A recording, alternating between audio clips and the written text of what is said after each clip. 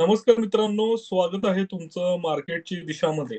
अर्थातच आज रविवार आहे आणि उद्या 17 ऑगस्ट सोमवार मार्केट आपलं ओपन होणार आहे.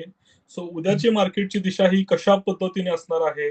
शुक्रवारचा मार्केटचा डेटा हा कसा आला आहे? वीकेंडमध्ये मार्केटमध्ये काही अशा न्यूज वगैरे आहेत का? या सगळ्या गोष्टींचं अॅनालिसिस आपण आजच्या व्हिडिओमध्ये करणार आहोत. व्हिडिओला नक्की शेवटपर्यंत बघा आणि व्हिडिओ आवडल्यास व्हिडिओला लाईक आणि व्हिडिओच्या खाली कमेंट तेवढी करायला विसरू नका, की तुम्हाला कसे वाटत आहे माझे अनालिसिस. तर चला आपण आजच्या व्हिडिओला सुरुवात करूया. आता मित्रांनो, जसं की आपण एक गोष्ट बघतोय, मागचे 2 सेशन 13 आणि 14 ऑगस्ट जसं आपण डिस्कस केलं होतं मार्केटची दिशामध्ये, अगदी त्याप्रमाणेच मार्केट हे कम्प्लिटली साइडवेज राहत आहे. आणि साइडवेज राहण्याचं कारण सुद्धा स्पष्ट आहे. ते कारण एकच, की मार्केटचा डाटा हा थोडासा साइडवेज आहे. जो काही डेटा असतो ना मार्केटचा, तो डेटा ज्या पद्धतीने येतो ना, त्या पद्धतीनेच आपल्याला मार्केटवरती प्लॅनिंग ही करावी लागते. आता बरेचसे लोकं म्हणतात टेक्निकल अनालिसिस ही थोडीफार मॅटर करते. बऱ्याचशा गोष्टी चार्टवरतीच असतात. पण ज्या गोष्टी तुम्हाला चार्ट सांगत नाही ना, त्या गोष्टी तुम्हाला मार्केटचा डेटा सांगत असतो. चला आता थोडंफार चार्टवरती बघूया, की नक्की घडतंय काय मागच्या 2 सेशनमध्ये. जशी आपण लेव्हल डिस्कस केली होती 24,320 आणि त्याच्याखाली जो काही 24,300 पर्यंत जो काही आपला झोन आहे, जो की खूप दिवस झाला आपल्या चार्टवरती तसाच आहे. त्या झोनला आपण अजिबात धक्का लावलेला नाहीये मित्रांनो. तो जो काही झोन आहे ना, त्यामध्ये कशा पद्धतीने मार्केट हे रिएक्ट होतंय, की त्या ठिकाणी मार्केट हे थोड्याफार प्रमाणामध्ये बेस बनवण्याचा प्रयत्न करतंय. आता जर का आपण मागचे 2 सेशन पाहिलं ना, तर 24,320 ही फक्त एक लेव्हल राहिली नसून तो एक स्ट्राँग असा सपोर्ट आणि डिमांड झोन बनलेला आहे. म्हणजेच काय, की त्या एरियामध्ये ज्यावेळेस मार्केट येतं ना, बायरचा इंटरेस्ट हा वाढतोय तिथे. आता ते मूव्हमेंट कशी असो, साइडवेज असो, चॉपी असो, बट एक ओव्हरऑल स्ट्रक्चर जर का मार्केटचं पाहिलं ना, तर त्यामध्ये एकच गोष्ट दिसतीये, ती म्हणजे की मार्केट हे सपोर्ट घेतंय. सोप्या भाषेत समजायचं झालं तर. आता बघा, वरची जी काही लेव्हल आहे आपली ती म्हणजे 24,400 आणि 24,440 ह्या 2 जे काही झोन आहे का नाही हा मोठा, अगदी तुम्ही 24,500 पर्यंत पकडा. 24,400 ते 24,500 मार्केट ह्या झोनमध्ये साइडवेजच राहणार. जोपर्यंत मार्केट हे 24,520 च्या वरती निघत नाही, तोपर्यंत काही मार्केटकडून तुम्ही ट्रेंडिंग राहण्याची अपेक्षा करू नका आणि 25,000 ची लेव्हल जी की 500 पॉइंटनी वरती आहे, त्याची अपेक्षा सोडून द्या. जोपर्यंत मार्केट 24,520 च्या वरती एकदम स्ट्रॉंग व्हॉल्यूमने क्लोजिंग करत नाही, 2-4 दिवस सस्टेन करत नाही आणि त्याच्या पुढच्या प्रवासाला जोपर्यंत सुरुवात करत नाही, तोपर्यंत काही तुम्ही बुलिश व्ह्यू ठेवू नका. आता याचा परिणाम काय होतोय माहितीये का? मागचे 8 महिने आपण बघतोय, की मार्केट याच झोनमध्ये खेळतंय. आता रिसेंटली मार्केट हे 24,300 च्या वरती आलेलं आहे. ज्या लोकांची एस-आय-पी चालू आहे, ज्यांचे म्युच्युअल फंडमध्ये पैसे जात आहेत ना, स्पेशली इंडेक्स फंडमध्ये आणि किंवा काही इक्विटी फंड्समध्ये जे निफ्टीचे रिलेटेड असतील ना, त्यामध्ये खूप त्यांचं वाटोळ झालेलं असतं. वाटोळ म्हणण्यापेक्षा की रिटर्न्सच बनत नाहीये. कारण इंडेक्सच फ्लॅट आहे टोटली बिकॉज त्याचं कारण आहे डेटा. जो काही डेटा आहे ना, डेटा सपोर्ट करत नाहीये मार्केटला. ज्या दिवशी डेटा सपोर्ट करेल, मार्केट 24,500 च्या वरती निघेल, त्यावेळेसच आपल्याला काहीतरी मार्केटमध्ये पॉझिटिव्ह होताना नक्कीच पाहायला मिळेल. आता जाऊया आपल्या डेटाच्या शीटवरती. डेटा फिल केलेला आहे. शुक्रवारीच फिल केला होता, बट व्हिडिओ म्हणलं आज टाकूया कारण 2 दिवस लक्षातनं निघून जातं, की कशा पद्धतीने मार्केटवर रिएक्ट करायचं. एक गोष्ट करेक्ट करू इच्छितो इथे. थोडीशी इथे मिस्टेक झाली. 16 तारीख झाली चुकून, 17 तारीखचा डेटा आहे हा. 17 तारखेसाठी डेटा आहे. आणि जो काही 14 ऑगस्टचा डेटा होता, बघा शुक्रवारचा डेटा होता आपला शुक्रवारच्या मार्केटसाठी. तो हा डेटा आहे आणि हा डेटा आहे उद्याच्या मार्केटसाठी. चला त्या डेटाचा अनालिसिस करूया. ॲज युजुअल जे काही रिटेलर आहेत त्यांचं हे पण रिटेलरच्या ठिकाणी एक गोष्ट मला इंटरेस्टिंग वाटत आहे. ती गोष्ट म्हणजे मित्रांनो, की रिटेलर्स पहिल्यांदा हे वीक होत चाललेले. थोडीशी कमी त्यांनी पोझिशन कमी केलेली. जवळ-जवळ 4.25% त्यांनी त्यांची पोझिशन ही कमी केलेली आहे. आता बघा 3.5 ते 4.25% त्यांनी त्यांची पोझिशन ही कमी केली असली तरी सुद्धा आपल्याला आता काय पाहायचं आहे, की जे काही आपले डी-आय-एस आहेत, डी-आय-एस हे अजून जास्त त्यांनी सेलिंग केलेली दिसते.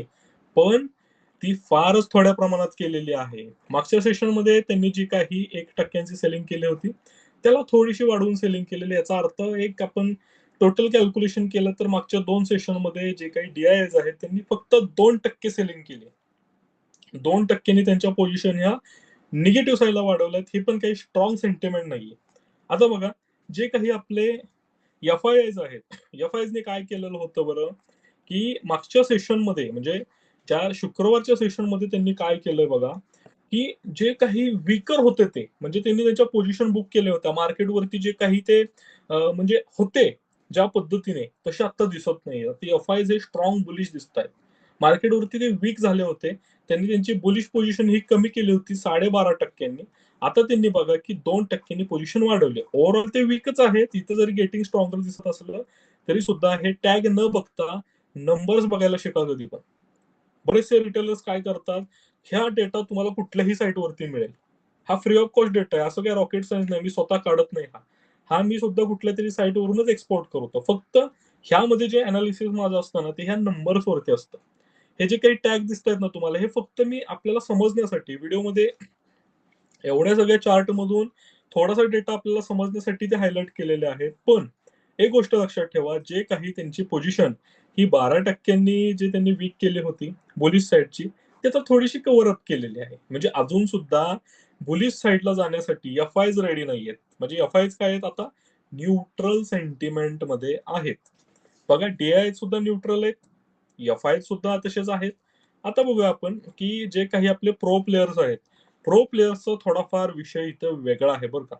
अचानक प्रो प्लेयर्सनी शुक्रवारच्या दिवशी ना बुलिश पोझिशन घेतली. कुठून ह्यांना अचानक मूड आलाय ना बुलिश पोझिशन घ्यायचा. बघा कंटिन्युअसली सेलिंग करत होते ह्यांच्यामुळे मार्केट पडत होतं.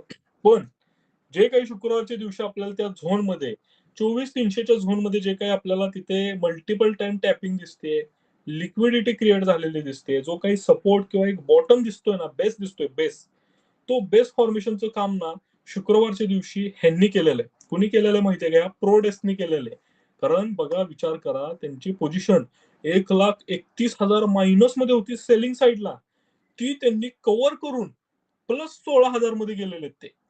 म्हणजे 100% पोझिशन ह्या लोकांनी कव्हर करून अजून 12% प्लसमध्ये गेले.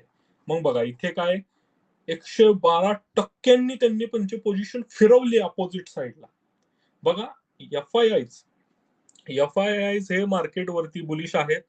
बट जेवढे पाहिजेत तेवढे नाहीयेत. रिटेलर बुलिशवरनं थोडेसे कमी सरकलेले आहेत आणि जे काही आपले डी-आयज आहेत त्यांनी सुद्धा थोड्याफार प्रमाणात त्यांची पोझिशन ही बेरिश साइडला वाढवली. आता जे काही प्रो डेस्क आहेत ना, प्रो डेस्कची पोझिशन सुद्धा एवढी नाहीये. उद्याच्या दिवशी सुद्धा मार्केट हे साइडवेज टू न्यूट्रल सेंटिमेंटमध्ये तुम्हाला पाहायला मिळेल. आणि जर का वर गेलं ना, तर त्याचं कारण प्रो डेस्क असतील एवढं लक्षात ठेवा. पहिल्या एका तासामध्ये काय करायचंय, मार्केटची हालचाल बघायची, मार्केटची दिशा बघायची कशी आहे.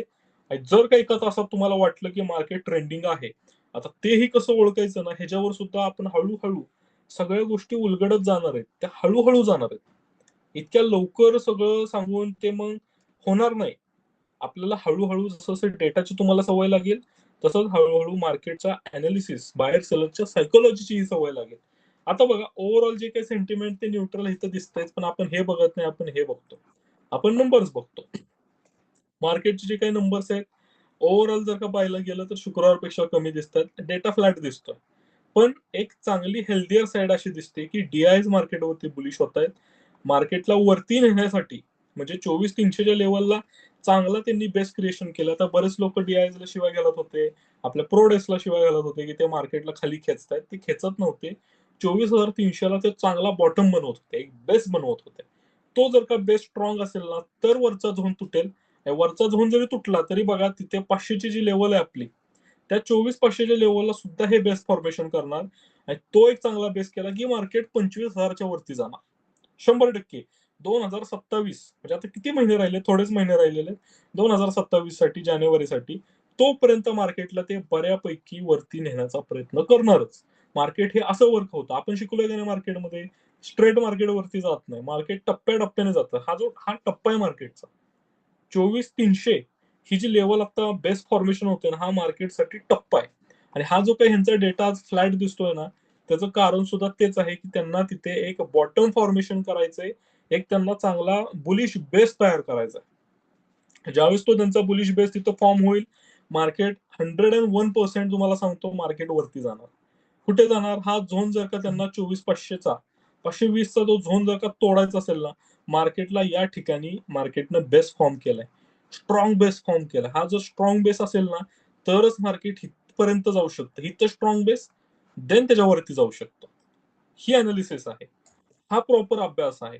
जर का टेक्निकल अनालिसिस मध्ये फक्त लेवल न बघता डेटा तुम्हाला माहित असेल ना, तुम्हाला मार्केटची डायरेक्शन कळते हो. आता ह्या ठिकाणी बऱ्याच ठिकाणी आम्ही आमच्या म्युच्युअल फंडच्या पोझिशन बनवल्यात इंडेक्स फंडच्या. ज्यावेळेस मार्केट इथे जाईल आमचे फंड प्लस मध्ये असणार आहेत. बाकीचे लोक काय करतात माहिती, इकडे वरती इकडे एसआयपी करणार कुठे, कोण इथे एसआयपी करणार, कोण 25,000च्या लेवलला एसआयपी करणार, मार्केट खाली आलं की मार्केटला शिव्या देत बसणार. तुम्हाला मार्केटचं नॉलेज आहे ना, तुम्ही स्वतः तुमचे पोर्टफोलिओ मॅनेज करा, स्वतः तुम्ही त्यामध्ये रिटर्न्स बनवायचा प्रयत्न करा. बघा तुम्हाला 100% चांगले रिटर्न्स मिळतील, चांगले रिटर्न्स म्हणतील. ही गोष्ट लक्षात ठेवा. आता बघा इथे मार्केटचा जो काही बेस दिसतोय ना, उद्या मार्केट जरी इथे तुम्हाला असं दिसलं, तर मार्केट ह्याच्यावरती जोपर्यंत जात नाही, टिकत नाही, तोपर्यंत बुलिश व्ह्यू करायचा. आता बघा बरेच लोक म्हणतात इंट्राडे मध्ये तुम्ही सांगितलेल्या गोष्ट होतात, पण हा डेटा आहे ना, हा इंट्राडे साठी नाहीये. मी निफ्टीला अनालिसिस कशासाठी करतो माहितीये का, त्याच्या मागे माझा दुसरा प्लॅन सुरू असतो. म्युच्युअल फंड, इंडेक्स फंड मध्ये कशा पद्धतीने शॉर्ट टर्म मध्ये चांगले रिटर्न्स काढता येतील, हा प्लॅन असतो. तुम्ही जर ईटीएफ ट्रेड करत असाल ना, तुम्हाला ह्याचा ओव्हरऑल फायदा होणार आहे. निफ्टीची मुवमेंट कळली, ईटीएफ मध्ये ह्या ठिकाणी एंट्री घेऊन इथे सोडला, केवढं प्रॉफिट आहे. 300 वरनं डायरेक्ट 600ला सोडताय, चांगला प्रॉफिट आहे ना, चांगला पर्सेंट आहे. सो ह्या गोष्टींवरती फोकस करा. तुम्हाला इंट्राडेच करायचं, इंट्राडे साठी सुद्धा सेटअप आहेत आपल्याकडे. इंट्राडे साठी आपल्याकडे एचडीएफसी बँक आहे, एसबीआय बँक आहे, चांगले सेटअप आहेत, चांगल्या पद्धतीने वर्किंग होत आहे आमचं. सो एक लक्षात ठेवा की मार्केटमध्ये कुठेही काम करा, कसंही काम करा, ते काम नीट झालं पाहिजे. शुक्रवारच्या दिवशी सुद्धा एचडीएफसी बँक मध्ये चांगले इथे पैसे कमवले. 13 तारखेला पण इथं ट्रेड केलाय आम्ही. हा ट्रेड मिस झाला 12 तारखेचा, कारण 12 तारखेला नो ट्रेडिंग डे होता, सो दॅट्स वाय तिथे ट्रेड केला नाही. त्याच्या आदल्या दिवशी इथे इथे सुद्धा माझा नो ट्रेडिंग डे होता, मी बाहेर गेलो होतो 11 तारखेला, ट्रेड झाला नाही. 10 तारखेला सुद्धा ट्रेड करा. ह्या मागच्या आठवड्यामध्ये टोटली 10 ते 14 तारखेच्या आठवड्यामध्ये 3च ट्रेड केलेत फक्त, 1, 2, 3 एकाच इन्स्ट्रुमेंट मध्ये केलेले. प्रॉफिटेबल ट्रेड आहेत, चांगले रिटर्न्स काढलेले आहेत. सो ह्या गोष्टींवरती फोकस करा. असं काहीतरी तुमचा एक रिसोर्स असून दे मार्केटमध्ये, जो तुम्हाला कंटिन्युअसली इंट्राडे मध्ये पैसे काढून देईल. आणि असा काहीतरी निफ्टीचा रिसोर्स शोधा की त्यामधून तुम्ही पोझिशनल बेसिसवरती चांगले रिटर्न्स काढू शकता. ते ऑप्शन बिप्शन, फ्युचर ह्या सगळ्याचा नाद बंद करा.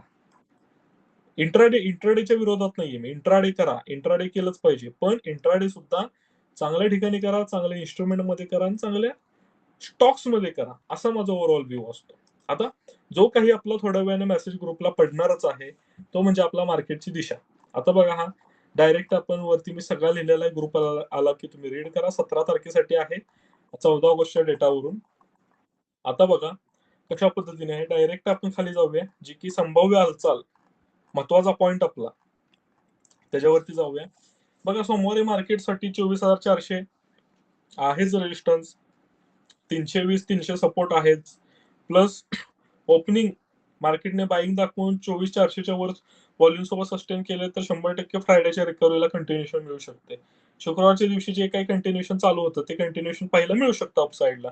दुसरीकडे जर का रिजेक्शन घेतलं तर त्याच्या खाली दिसलं तर थोडेफार आपल्याला 320च्या खाली सेलिंग दिसू शकते, थोडाफार डाऊनसाइड मुवमेंट दिसू शकतो. पण ही कंडिशन न घेता, ही कंडिशन जास्त होणार नाही, कारण डेटा सपोर्टिव्ह आहे मार्केटला वर नेण्यासाठी. जे काही आपले प्रो प्लेयर्स आहेत त्यांनी आता थोडंफार मनावर घेतलंय की आता मार्केटला जास्त तोडणं थांबूया, थोडंसं मार्केटला आपण वर नेलं पाहिजे. आता 2 दिवसाच्या सुट्टीनंतर सोमवारच्या दिवशी जास्त व्हॉलॅटिलिटी असू शकते का, नक्की असू शकते.